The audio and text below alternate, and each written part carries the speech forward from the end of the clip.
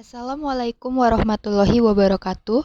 Kami dari kelompok 6 kelas A Palembang akan menjelaskan mengenai hasil diskusi kelompok kami yang berjudul Contoh dari Maladministrasi. Adapun anggota-anggota dari kelompok 6 yaitu saya sendiri Tiara Maharani Ekasari, Muhammad Dafa Rizky, Muhammad Sulaiman, Nadia Arta, dan Nurul Hilda dengan bimbingan dosen pengampu Ibu Dr. Lili Elina MSI.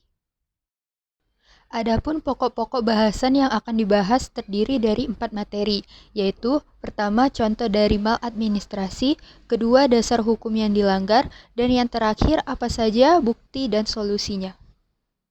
Baiklah, materi pertama mengenai contoh dari maladministrasi.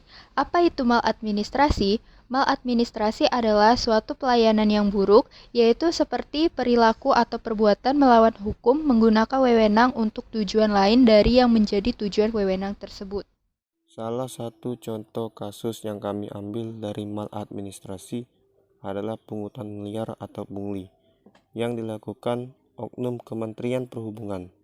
Pada umumnya, pungutan liar ini dilakukan oleh petugas layanan publik kategori birokrat kelas rendah untuk menambah penghasilan mereka yang disebabkan oleh gaji resmi mereka rata-rata masih tergolong rendah.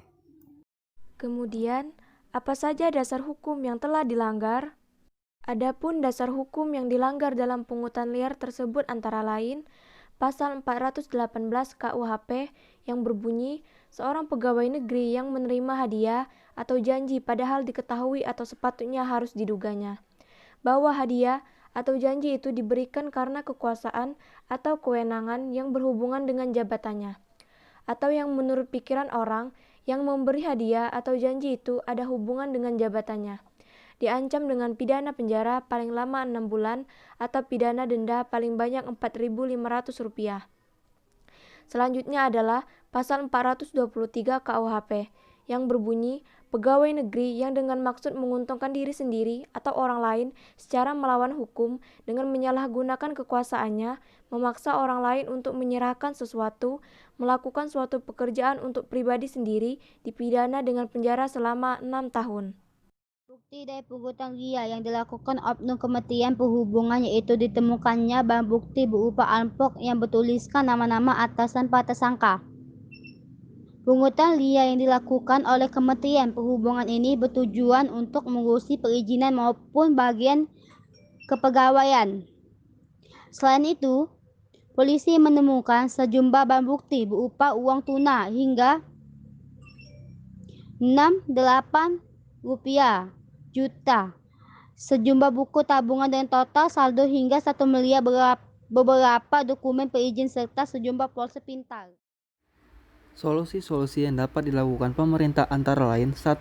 Meningkatkan pelayanan publik berupa memangkas waktu pelayanan, memangkas jalur birokrasi, memberlakukan sistem antri, memasang tarif yang berlaku terkait dengan pembayaran pelayanan serta transparan. 2. Mengedukasi masyarakat dalam bentuk kampanye publik untuk tidak memberi tips kepada petugas pelayanan, mau mengantri dengan tertib untuk mendapatkan pelayanan. 3. Kontrol dari atasan langsung yang lebih sering, artinya atasan yang harus melakukan pengawasan secara intensif agar para birokrat tidak melakukan pungutan liar. 4. Adanya inspeksi berkala dari pihak atasan. Demikian penjelasan dari kelompok kami mengenai contoh dari maladministrasi. Kami akhiri dengan wassalamualaikum warahmatullahi wabarakatuh.